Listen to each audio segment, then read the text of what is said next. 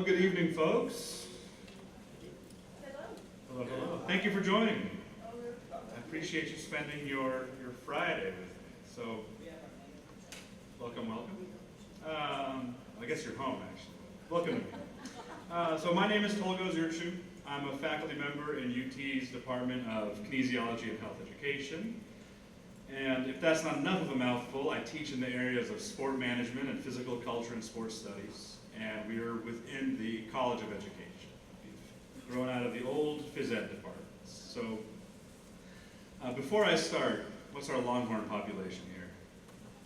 Hi, okay, correct, good. My apologies to, I see an Aggie here.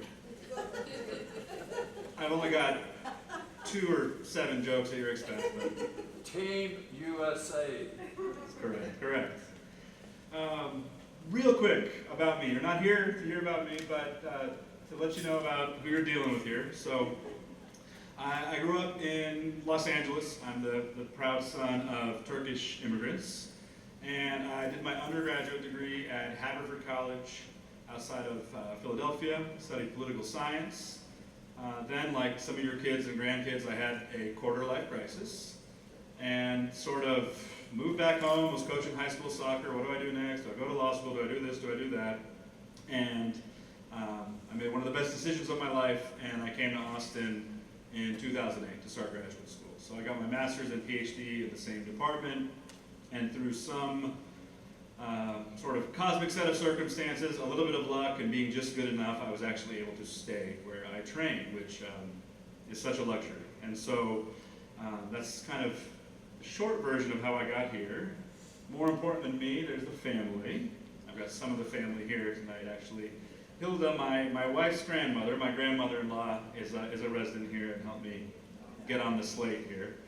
But much more important than me, there's Frida. She just turned 2. She's got the energy of a professional wrestler. She's up at Redeemer Lutheran in the preschool. Gus is 7 in 1st grade at Brentwood Elementary in Crestview, and Katie right there in the middle. The good decision was moving to Austin. The better decision was marrying a native Texan.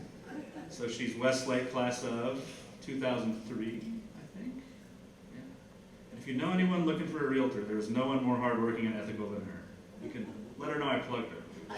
But I'm a lucky man. Life is good, and I get to have this job that still some days sounds kind of made up. I'm a professor of sports, and how amazing that is to get to do that at a proper institution. And so just a little bit of background and context on this. So within my department and within the Stark Center, and I saw some of y'all grab the brochures there. I'll talk about the Stark in a bit, but we have an annual lecture series endowed by the estate of Clyde Robb Littlefield. Did anyone know Mr. Littlefield? This is the Littlefield Jr., although he would always remind us it wasn't Junior.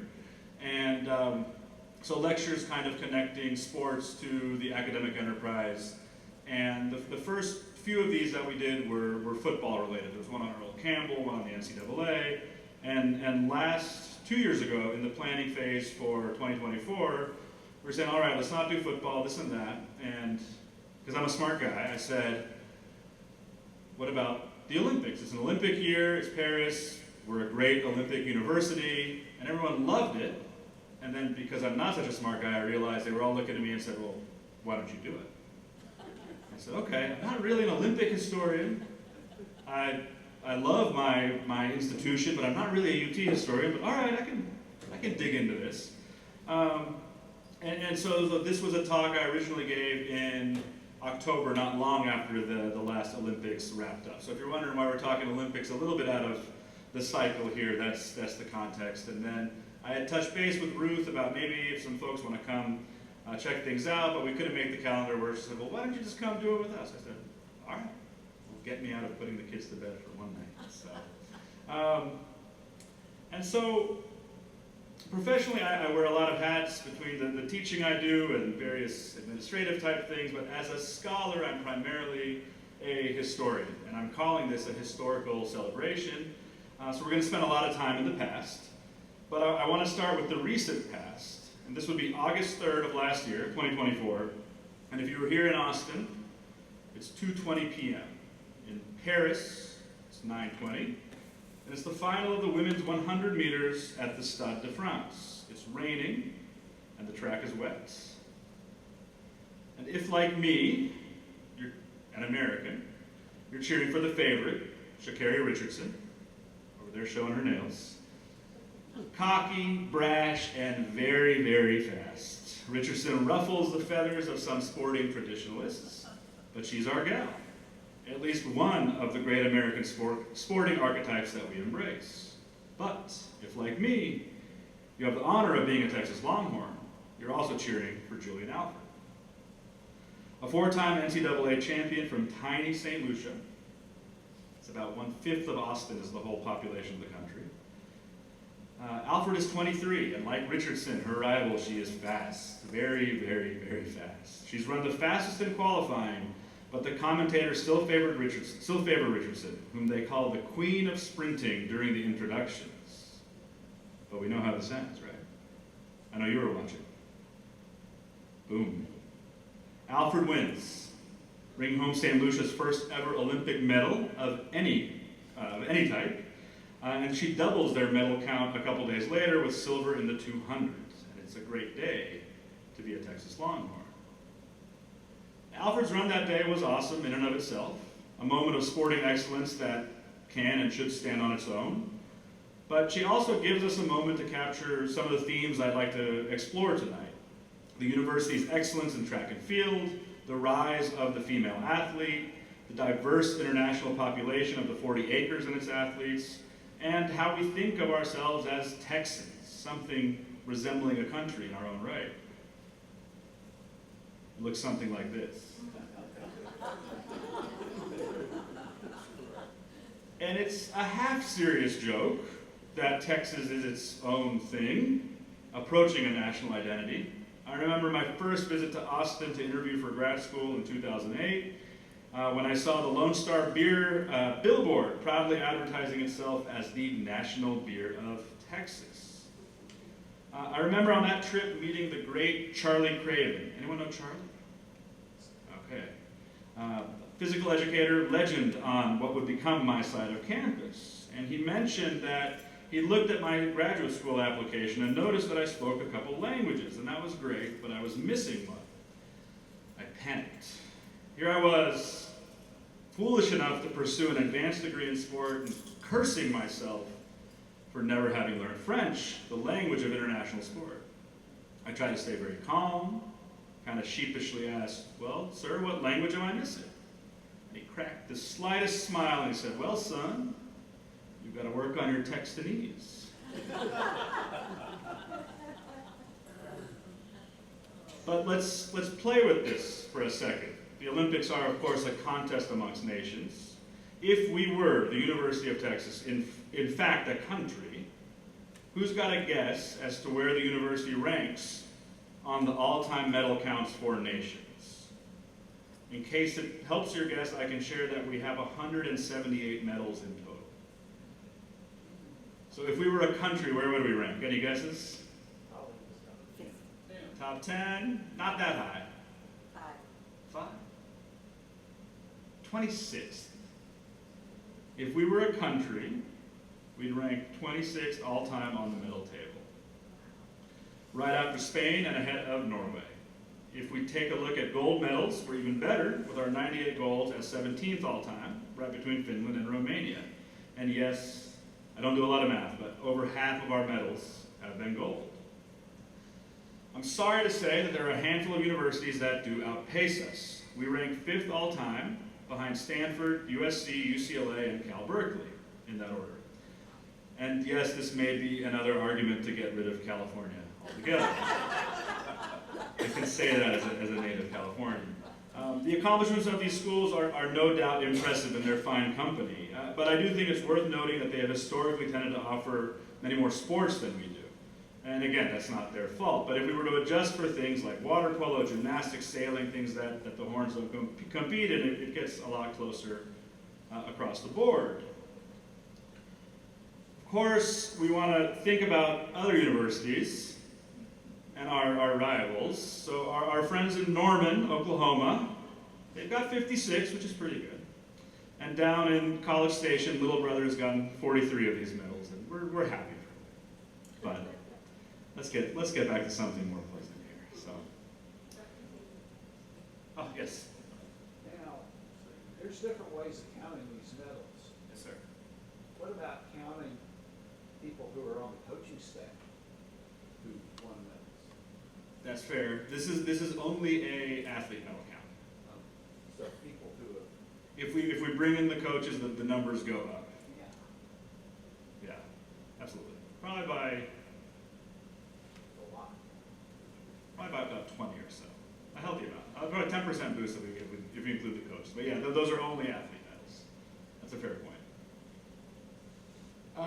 So just a few more numbers of note. We have sent 216 current or former athletes to the games, representing 38 different countries. We've had at least one gold medalist in every game since Los Angeles 1984, although that streak really should extend back to Montreal in 1976 on account of the Olympic boycott in 1980. I'll return to the boycott in a bit.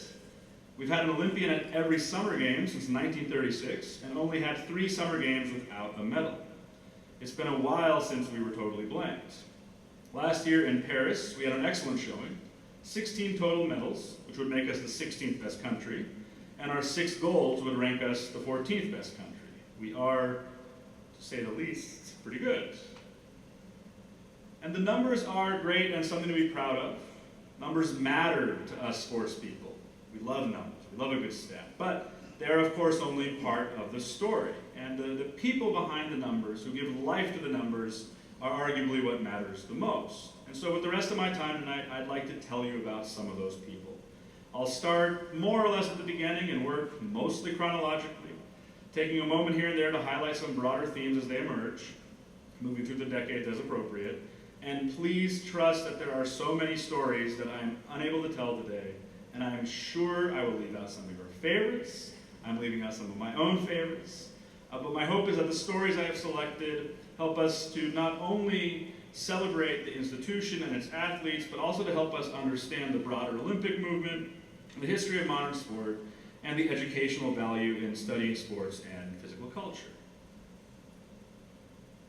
So we'll begin with the pioneers. For some time now, UT has officially acknowledged the swimmer Adolf Kiefer as our first Olympian. Originally from Chicago, Kiefer was only 16 years old when he became the first man to break the 1-minute mark in the 100-meter backstroke at the Illinois State Championships as a high school student. A year later, he would enroll at UT, but not before heading to Berlin for the 1936 Games.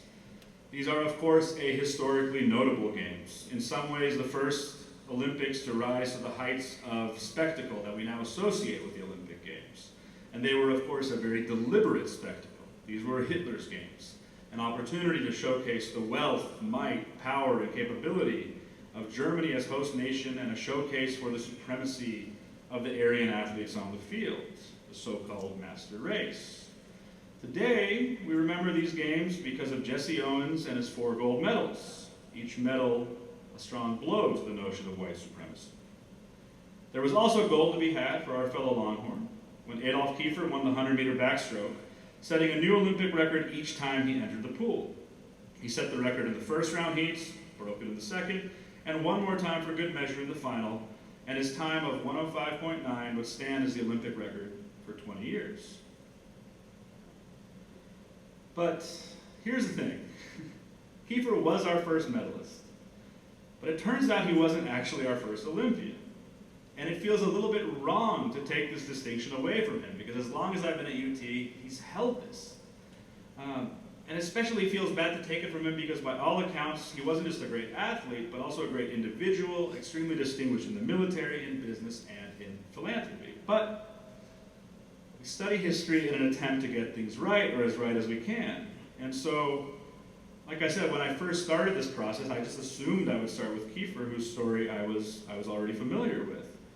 Then I stumbled on a somewhat obscure article online by an amateur historian named Jonathan Wells. I want to emphasize that amateur in this case only means that Mr. Wells is not a historian by trade, but his work is outstanding. And in 2021, he published a piece called UT's Forgotten Olympians, where he detailed how 2, if not 3 men, preceded Kiefer as Longhorn Olympians. It turns out our earliest Olympian was Sempronius, what a name, Sempronius, Semp Russ. Semp Russ transferred from Tulane to UT in 1898 and was a standout as a Longhorn football player at both the end and quarterback positions. Well into the 1910s and 20s, he would be named to various UT all-time football teams for his prowess on the gridiron. But he was also a star tennis player, winning many state championships from his teens into his 30s. And it was as a tennis player that he competed in both the singles and doubles tournaments at the 1904 Olympic Games in St. Louis, making solid runs in each tournament, but he did not earn a medal in either. And it's worth noting that the St. Louis Olympics were quite a bit different than the modern spectacle that we're now familiar with. First, they were a very long affair. They went from July 1st to almost Thanksgiving, November 23rd, because they were concurrent with the World's Fair. There were only about a dozen nations competing, given travel and logistical challenges for the first games to be held outside of Europe. And while the athletes were international and national pride was at stake, athletes did not yet officially compete as representatives of their nations. That was a tradition that started at the next Olympics in 1908 in London. So most athletes nominally represented athletic clubs or didn't really represent much beyond themselves. So Semp Russ was an American Olympian at the 1904 Games, but he wasn't part of a proper U.S. Olympic delegation the way that we would now think about such a thing. So was he in fact our first Longhorn Olympian? And I got to thinking that maybe the different format disqualified him from the UT records, or maybe we only recognized Olympians if they competed in the same sport on campus as they had at the Olympic Games. The explanation, as it so often is, was much simpler. It seems that his Olympic performance had just been forgotten, at least in the annals of UT athletics. I met with Chris Plonsky. Anyone know Ms. Plonsky? I met with Chris Plonsky, our Executive Senior Associate Athletics Director and a Longhorn legend in her own right.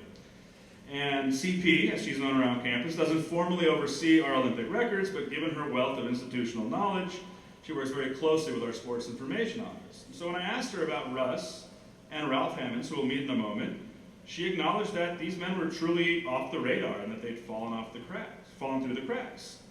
Of course, these things happen when you have an athletics department for almost 60 years before an official records department is established, as is the case on campus. Ms. Plonsky told me that the criteria for being recognized as a Longhorn Olympian was rather simple. The individual plays any varsity sport and competes in any sport at the Olympics, full stop. Right? You want to cast a wide net. If we can take credit for you as an Olympian, we're gonna. So, for example, we count Helen Upperton, who was a triple jumper as a Longhorn and later won a silver medal representing Canada in bobsled, which might be the least Texan sport one can compete in. So, yes, I think we can confirm that Semp Russ gets credit for being our first Olympian. And I'm happy to report that Ms. Plonsky got right on it, taking copious notes, and after our conversation promised me that the next time the records are updated, we can expect to see Russ get his fair shake. Jonathan Wells, in that article I mentioned, names another notable athlete. I'm not sure if he's going to make those updated records, but he's worth sharing briefly. Another fantastic name, Magnus Mainland. He's got a great shape to it. A native of the Orkney Islands, played in demonstration basketball, so it wasn't an official medal-winning sport, but a demonstration basketball at the 1904 St. Louis Games. And think about this, basketball itself is 12 years old as a sport at this point. Then he enrolls in UT for graduate courses, and then becomes the first coach, and actually a player coach, for the first Longhorn basketball team. So he deserves at least a little recognition. But as for those records, I think when they're updated, we will definitely see the addition of Ralph Hammonds, a Longhorn football player, pole vaulter, and arguably the greatest varsity wrestler ever on the 40 acres. Widely regarded as the best athlete on campus in the mid to late 1920s by his peers. In 1928, he won the AAU Wrestling Championship in Michigan, thus earning himself a spot on the U.S. Olympic team in the process. But there was a problem. He was flat broke. He phoned down to Austin, where athletic director Althea Belmont and university regent Letcher Stark led a quick fundraising drive, and I think they just went to the bank, and got him the funds to make the trip to Amsterdam.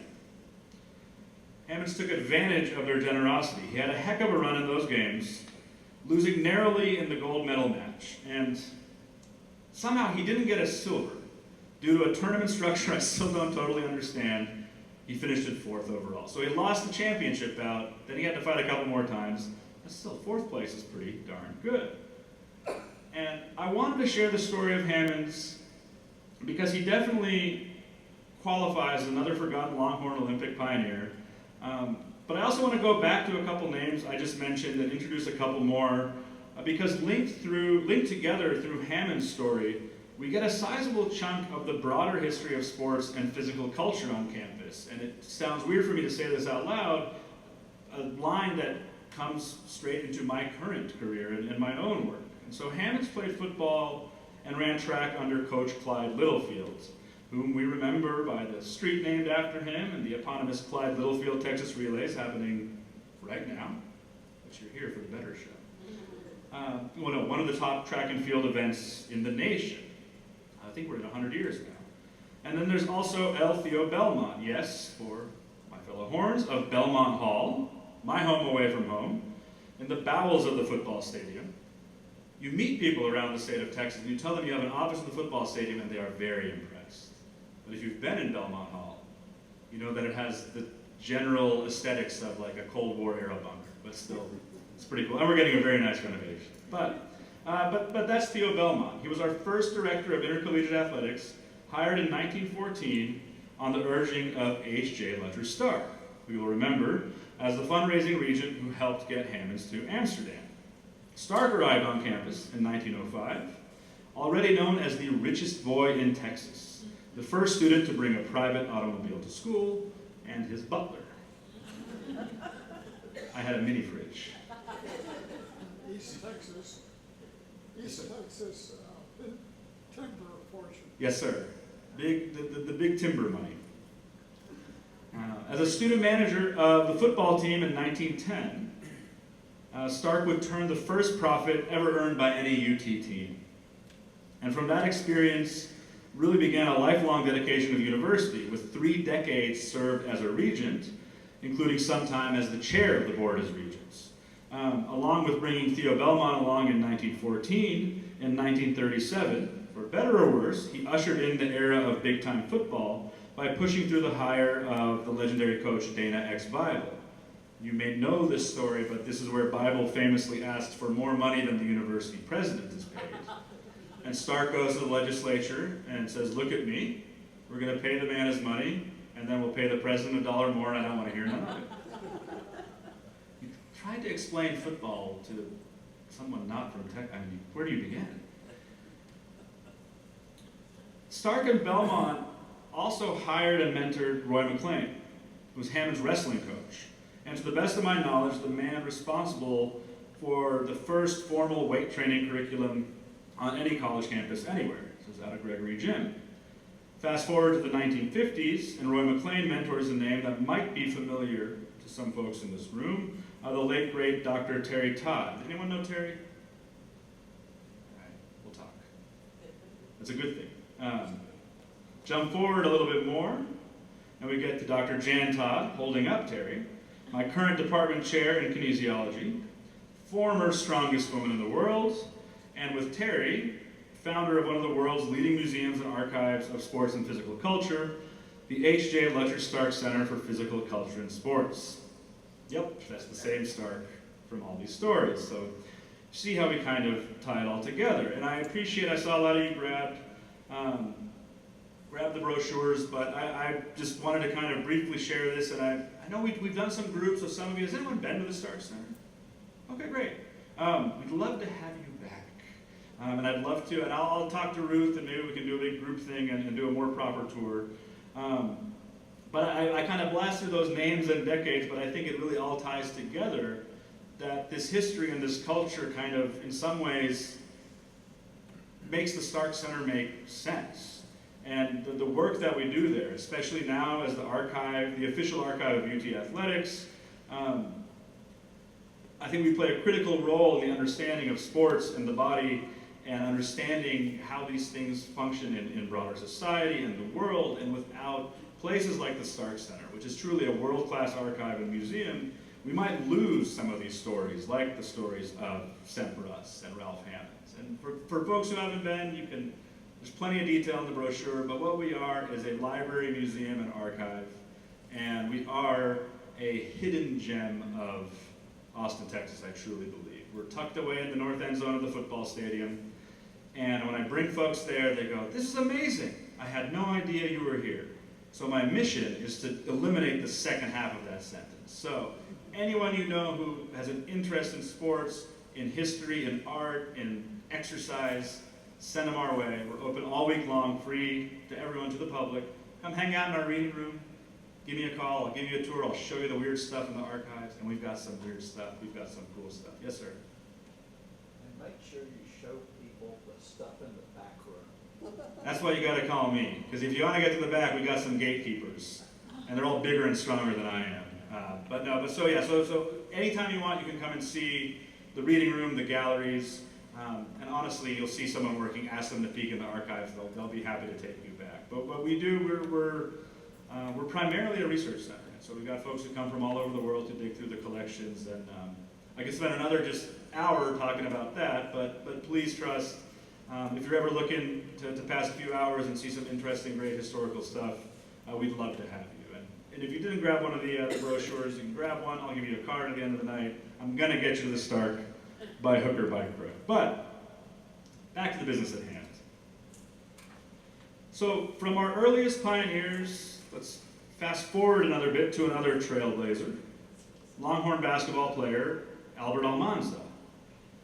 While not a medalist, Almanza is notable, is important for being the first Longhorn to represent a nation other than the United States, suiting up for the Mexican basketball team in Rome 1960 and Tokyo 1964, both times as captain. Born in Chihuahua, Almanza made his way to El Paso in 1954, and while he didn't play high school basketball, he earned his stripes and was scouted by UT while playing on a City League team sponsored by none other than Pabst Blue Ribbon Beer.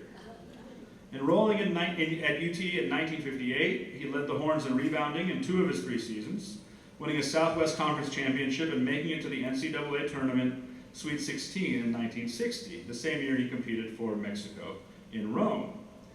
In 1961, he was drafted by the Los Angeles Lakers, but passed on the opportunity to go pro. And those of you who know your basketball history, this is Jerry West, this is Elgin Baylor, this is a big team. Newly married and concerned about finances, he took a job teaching and coaching in El Paso. And this is the part where I have to explain to my students who just do not believe me that there was a time where a job in education paid much better and offered much more stability than playing for the Los Angeles Lakers. I'll also note that he planned on skipping the 1964 games out of a sense of duty to his work and his young family. He said, I couldn't make this work. It took some heavy hitters to change his mind. There was a coordinated effort by the governor of Chihuahua, Praceres Giner Duran, called up Texas Governor John Conley. And he said, how do we do this? We gotta get this guy to play ball, otherwise we're hopeless. They weren't that good anyway. That eventually led to the El Paso Superintendent of Schools honoring Almanza's salary while he traveled for the games. He would eventually take a teaching job in Austin before working for New York Life for 50 years. Heavily active in his community, he served on numerous local boards here in Austin and won several awards for his service. He passed away in 2023 at the age of 86, still wearing his Texas basketball shirt. Did anyone know Mr. Almanza? I need to talk to y'all. Because the thing that grabbed me the most in telling this story in October was his story. And I've since met his kids, and I'm working on a bigger project just about him. So those of you who raised your hand, if I can capture you and steal a minute of your time at some point, I'd love to hear a memory or two, because his is a story I really think needs more attention, and just given the nature of the kids on our campus, like they need to know about someone like him. So we celebrate Almanza as our first 2-time Olympian, our first international Olympian, a successful immigrant in collegiate sport at a time where almost all student athletes were American. But this has changed significantly over the years, as elite athletic departments like ours are decidedly international today. 59 Longhorns have represented 38 countries as athletes, a number that jumps to 48 if we consider our coaches who have led athletes from nations other than the US. I don't have time to name all of our international stars, but I'd like to highlight a few. Almanza's countryman, Felipe Munoz, swam in Mexico City 1968 and Munich 1972, winning gold in the 200-meter breaststroke in his home nation in '68. This was a dramatic race, with Munoz in 4th place at the midway point. And at this point, 10 days into the games, Mexico had not won a single gold medal. So this was really known as like this miracle in the pool. Not only our first international medalist, he also served as the flag bearer for Mexico in 1972, and later as the president of the Mexican Olympic Committee from 2001 to 2012. I think I also should take a moment, as some of you will remember. 1968 was perhaps the Olympics that made it impossible to deny the political element in sport. From the famous Black Power salute of Tommy Smith and John Carlos, to the massacre of Mexican student protesters in the Plaza de las Tres Culturas, these games were a turning point in how we think of the Olympics in broader socio-political contexts. I'll also note that one of the first major projects to come out of the Stark Center was a wonderful, expansive oral history project where we documented and preserved the voices of over 100 American Olympians and family members and staff members who participated at these 68 games. It's a vital archive, most of which you can find online if you want to listen to some amazing stories. I'm happy to share. Back to our Olympians. With Munoz in Munich in '72 was Terry York, a diver who represented Canada. York also competed in Montreal in 1976, and she gets a double distinction, not just our first international female Longhorn Olympian, but our first female Olympian to compete for any country.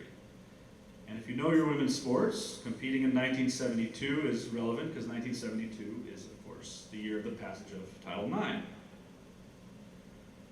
Swimmer Agneta Eriksson of Sweden was our first female international medalist, taking silver in the 4x100 freestyle relay at Moscow 1980. It's little surprise that, historically, our international athletes were predominantly clustered in track and field and swimming and diving, sports that we tend to think of as almost inherently global. I think of our trio of Icelandic Longhorns in track and field, mostly in the 80s, shot putter Oscar Jakobsen, javelin thrower Einar Williamson, and sprinter Odur Sigurdsson. Why I chose those three names to try to pronounce that. There's so many other people I could have chosen. I think of Jocelyn Yeo, an Iron Woman in the pool, swimming for Singapore in 4 consecutive games between 1992 and 2004. And of course, we can't forget another swimmer from Singapore, Joseph Schooling, who competed at 3 games, famously beating Michael Phelps for gold in the 100-meter butterfly in 2016. Last year in Paris, Longhorn track and field and swimming and diving athletes represented 9 non-US nations. These included Germany with silver medal decathlete Leo Neugebauer, and Hungary and the Netherlands with swimmers Hubert Koss and Kasper Korbo. But things evolve, and the presence of international Longhorns now extends to more sports than ever.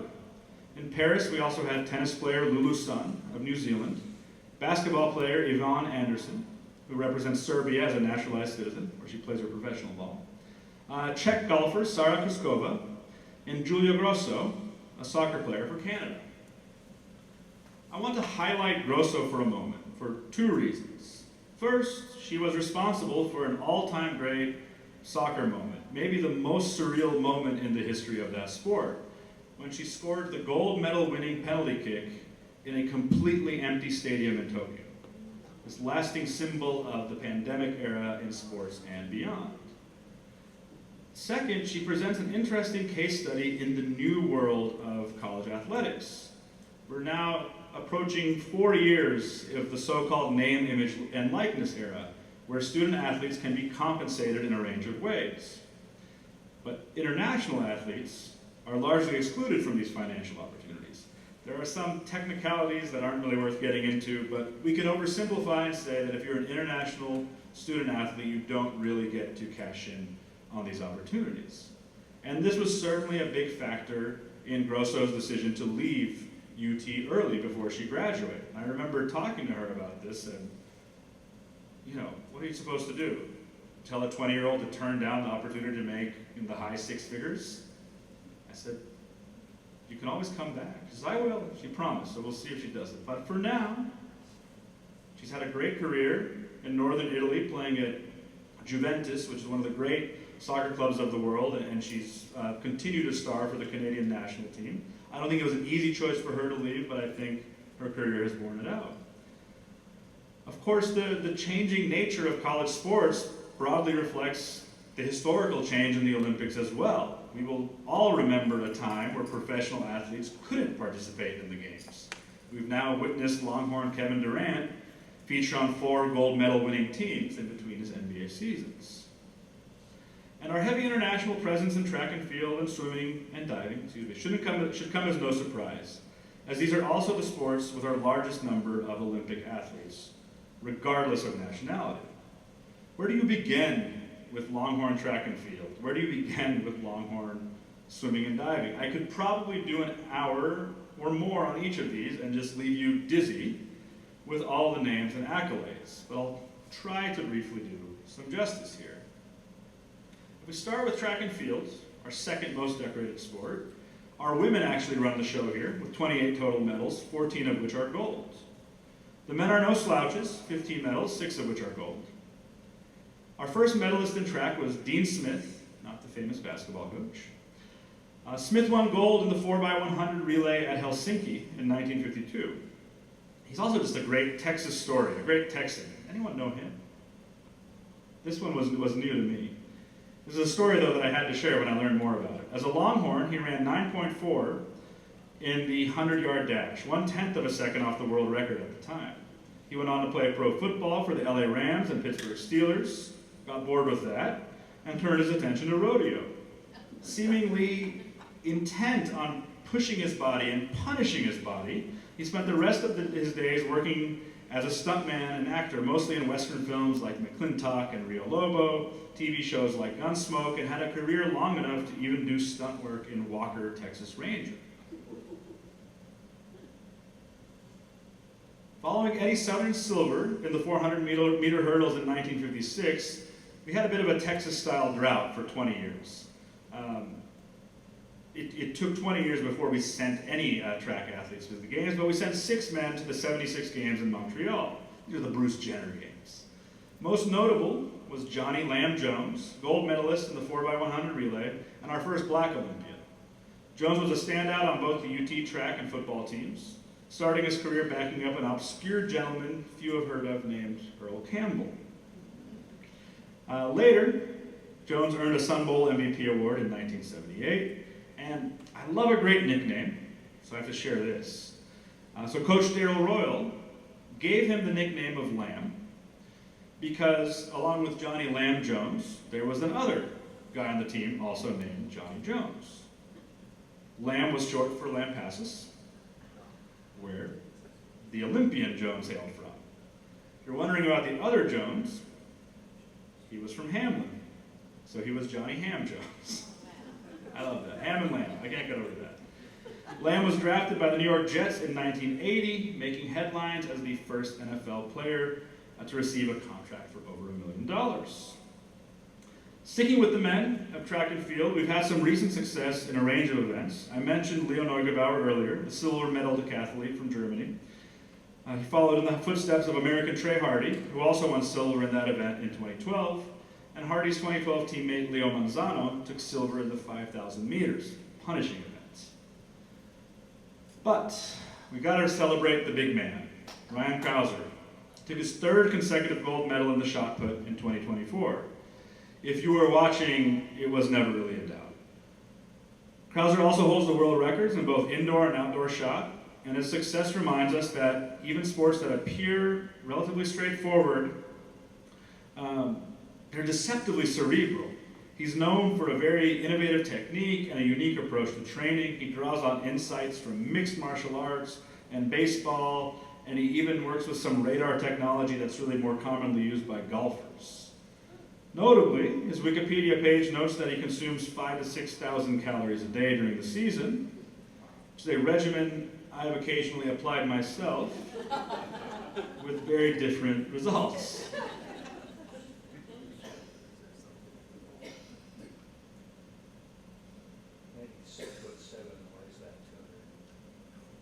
he's a specimen.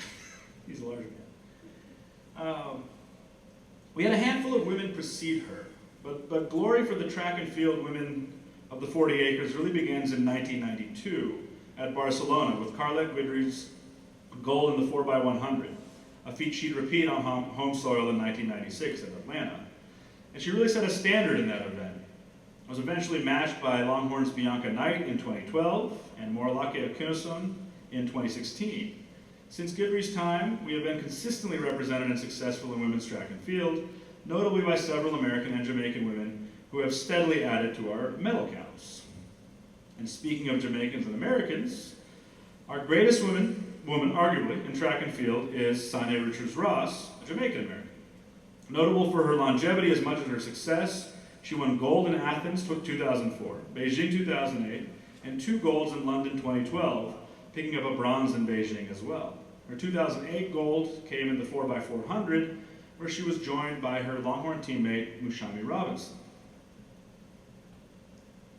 Returning to Paris this year, we've already celebrated Julian Alfred, but let's not forget Tara Davis-Woodall, the long jumper who won gold in her second appearance at the Games. If you've seen her compete, look at her, she's got the hat, the personality is through the roof, and I also have to mention her because she is responsible for the single greatest student excuse I've ever received. I had her in summer school in 2021, and I'd had her previously in another class, so we're a little familiar. And she sends me a note. She says, "Professor, I'm wondering if I can have a little flexibility with my deadlines because I have to go to the Olympics." My students will say I'm kind of a pushover. You don't have to be an Olympian to get a little flexibility if you are proactive and you communicate in advance. But I also feel as a blanket rule, if you are on your way to the Olympics, I will find a way to give you a little bit of extra time. She did great in the class. She wrote a lovely paper. And then 3 years later, she kicked butt and won the gold. Turning our attention to swimming and diving, let's start again with the numbers, and you can see them on the slide. And if you add them up, that's 111 medals in the pool, which would literally sink a small boat. And our Olympic greatness in the pool, as I mentioned, begins with Adolf Kiefer's gold in 1936. We snag a few more aquatics medals between the 1940s and 70s, but things really take off in the 80s. The swim fans in the room will note I'm skipping a big one from 76, but I will get back to that one. But let's look at LA 84. We were only represented by 2 male swimmers, John Vigard of Norway and American Rick Carey, but Carey did win 3 gold medals, really setting the bar and blazing the path of the era of excellence that would follow. But on the women's side in Los Angeles, it seems like you couldn't toss a swim cap on the pool deck without hitting a Longhorn. We sent 14 swimmers and divers to those games, representing several countries. Most notably, Americans Carrie Steincypher, Tiffany Cohen, Jill Sturkle, and Betsy Mitchell, who won 7 golds between them. I wanted to highlight 1984 as our quasi-inaugural pool year, but in the interest of time, I'm not going to go into much more detail on specific swimmers because, I apologize for the pun, we would drown in the names. However, if we're talking swimming, if you're talking Texas, there is someone we have to take a look at, and that is Coach Eddie Reese, assuming at least a couple folks in the room are familiar with Mr. Reese, Coach Reese. Recently retired, Coach Reese is possibly the greatest coach of all time in any sport, anywhere. And for us, he's the through line for our success in men's swimming at both the collegiate and the Olympic levels. He produced 35 Olympians who collected 44 gold, 16 silver, and 8 bronze medals. These are unreal numbers. This is an Olympic talk, but we can't ignore the collegiate numbers. From his arrival on campus in 1979 to his retirement last year, and those of you who know, there was like a couple false start retirements before that, but he finally cleaned out his office. We got a pretty good guy to take his spot. He won 15 national titles and was runner-up 13 times. He had 44 consecutive top 10 finishes at the NCAA championships, 45 consecutive conference titles. There was no one happier that we'd moved out of the Big 12 than all of the other swim teams.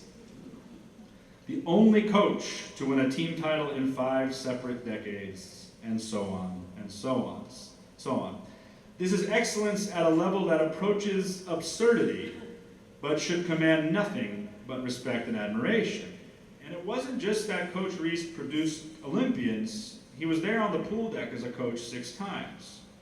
3 times as Team USA head coach, Barcelona 92, Athens 2004, Beijing 2008. Team USA assistant 4 times at Seoul, Atlanta, Sydney, and London. He had 1 final go-around as the head coach of Singapore, coaching Joseph Schooling in that famous victory over Phelps in 2016. The number of Texas swimmers on several of these individual teams is also staggering. 2008 is exemplary, where 7 of the 22 members of Team USA were current or former disciples of Coach Reese. It's basically a third, actually more than a third of the entire squad, just about. I recently spoke to Ricky Behrens, a 2-time gold medalist, about his experience with Coach Reese and Longhorn swimming. Like all of the folks who compete at the university, he was elite coming out of high school, and Behrens could have swam anywhere he wanted. But he said there was never a doubt that he was bound for Austin. Between his current teammates and the post-collegiate swimmers that were training with Longhorn Aquatics, he said the daily competition in practice was literally Olympic level, all year round. And he said it wasn't just a competition, but Behrens ascribed a culture of great mentorship, not just from Coach Reese, but flowing down from his example through all of his fellow swimmers. And it really came across that for him it was a place to pursue just the limits of what was possible in the sport. I think it still is.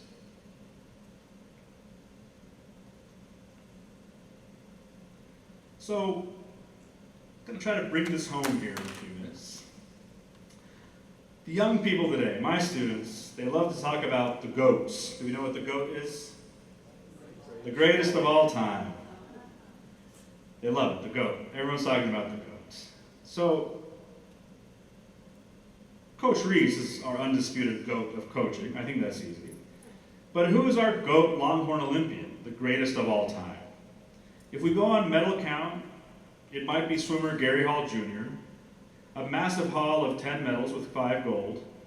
But those who know, Gary was only on campus briefly, but we take credit for his medals, but he's not really a Longhorn, but he was an entertaining swimmer. On household recognizability, Kevin Durant is certainly a GOAT of sorts. 4 Olympics, 4 golds. But neither of these men, Hall nor Durant, was on campus for very long. Sonia Richards-Ross is awesome. Carla Guidry kicked off a dominant era in women's track and field. Ryan Krauser is the undisputed GOAT of shot put. There are all certainly some greats and some of the greats. But my answer, and I think it's a good one, and I only mentioned her in passing, but I'd like to finish by offering my argument for why Jill Sterkel is the greatest Longhorn Olympian. When we talk about GOATs, there are those in the numbers camp and those in the holistic camp.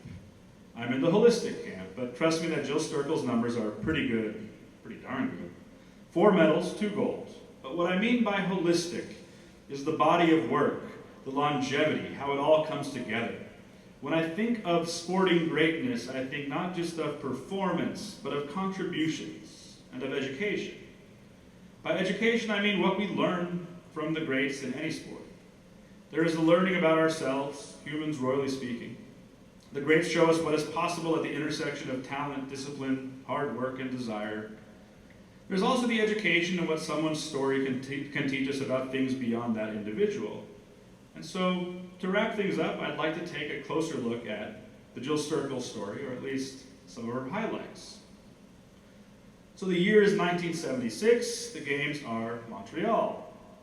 A 15-year-old from Hacienda Heights, California, Jill Sterkel is making her Olympic debut. She told me that was the easiest one to compete at because she was a clueless teenager, in her own words. I had no idea what I was doing. I was going to swim.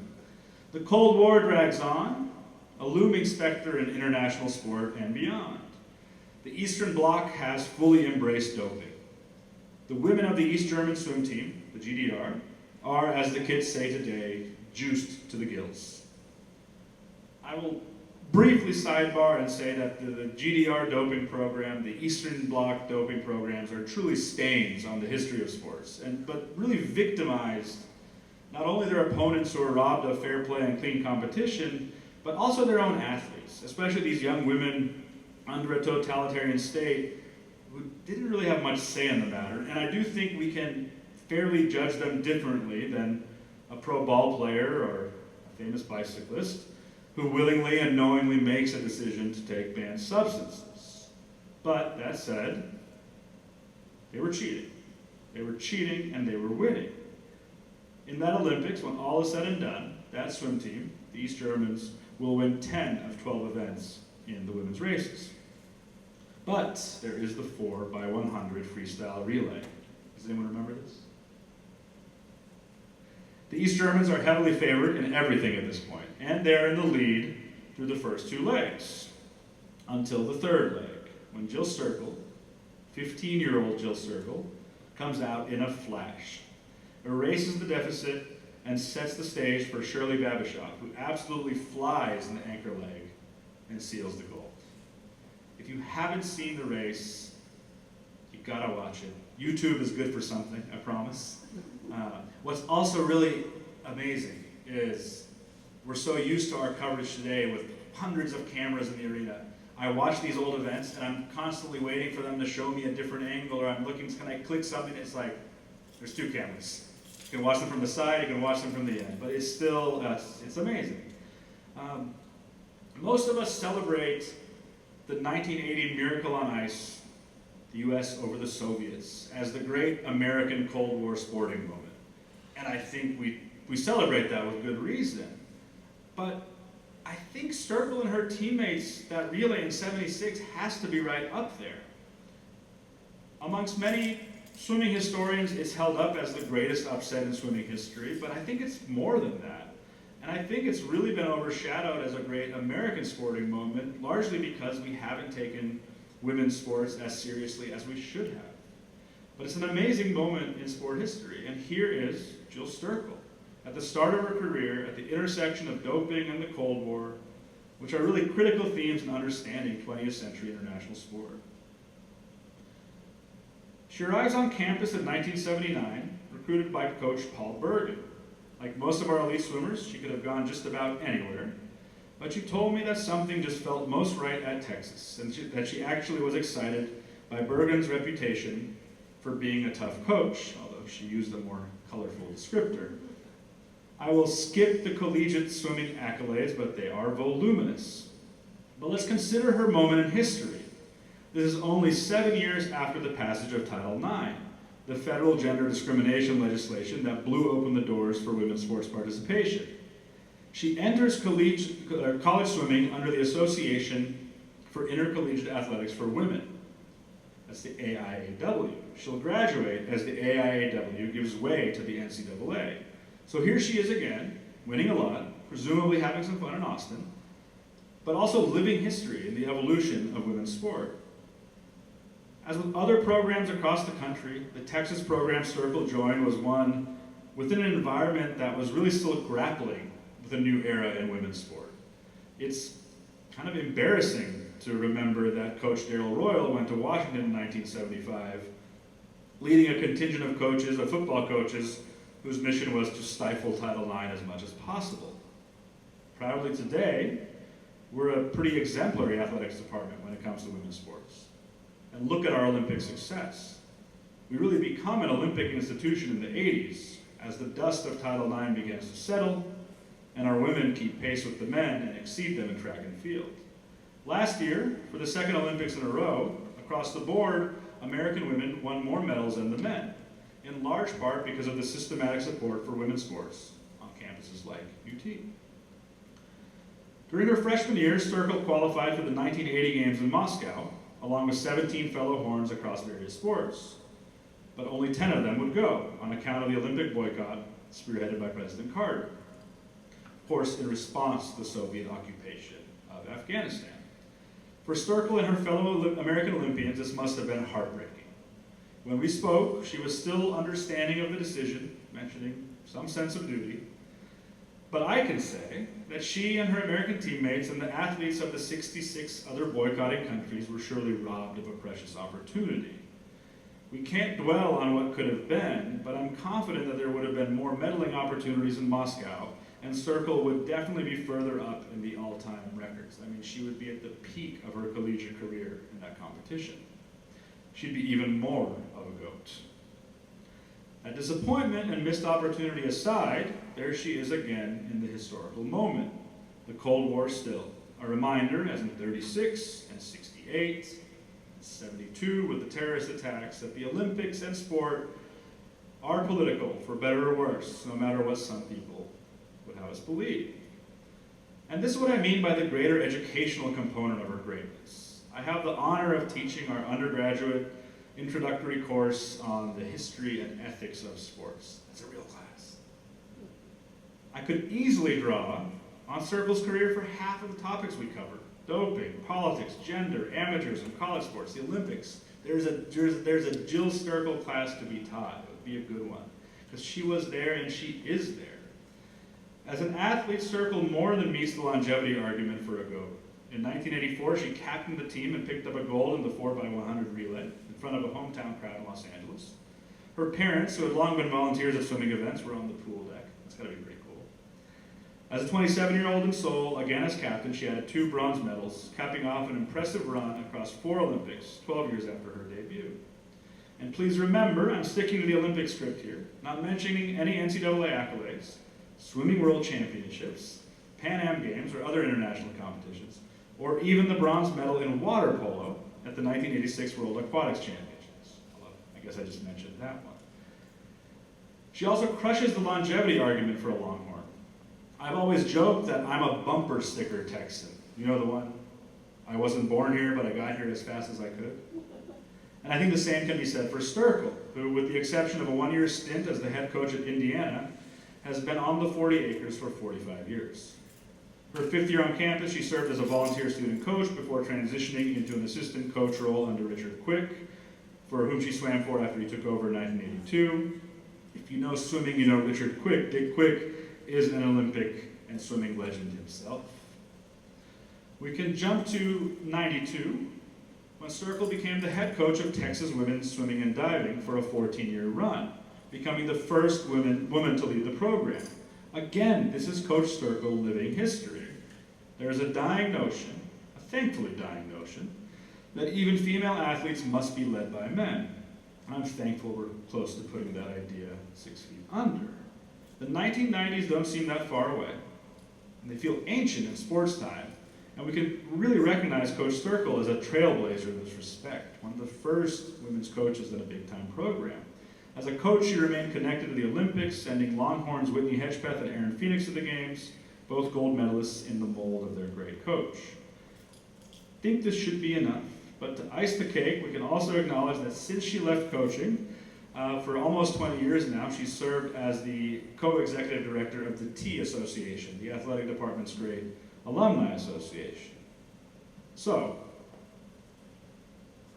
I think if we add it all together, for me, it's no contest that Jill Sterkel is our greatest Longhorn Olympian.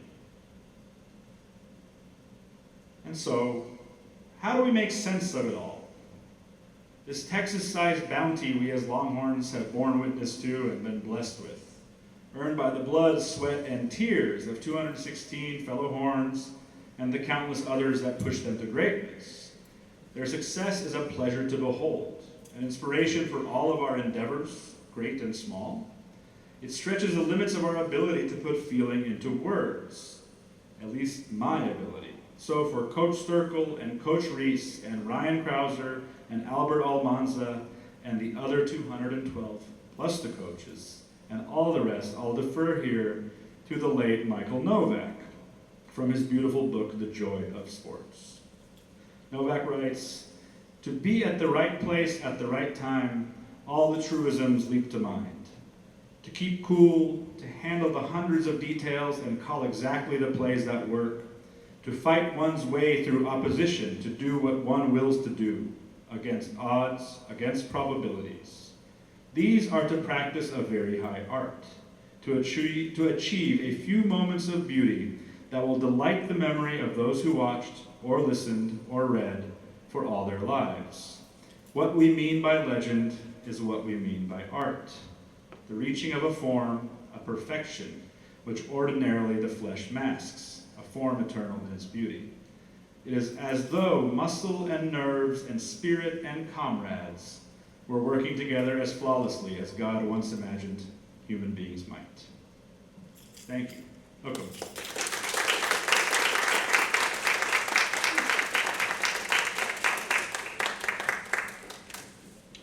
Folks, thank you. I know that was a good hour spiel there. I will hang out as long as you want. Questions, stories, tell me what I got wrong. I'm here for you. You undersold Ryan Croucher. How can I told him to call it one of the goats. He's got 2 degrees from MIT. I got 2 degrees from you, too. He's got a master's in finance and a bachelor's in economics. He's smart. He's definitely, yeah, he's very smart. He's his own coach. And When he was a freshman, he weighed 100. Hello, Meredith. that's Hi. perhaps more impressive than 2 degrees. You want to come around? It's incredible. Is that the easiest way? Did you know all that, Mary? Hey, Mary, did you know all that? No. Not all. You mean all those Not, no, California no. universities? He's beyond.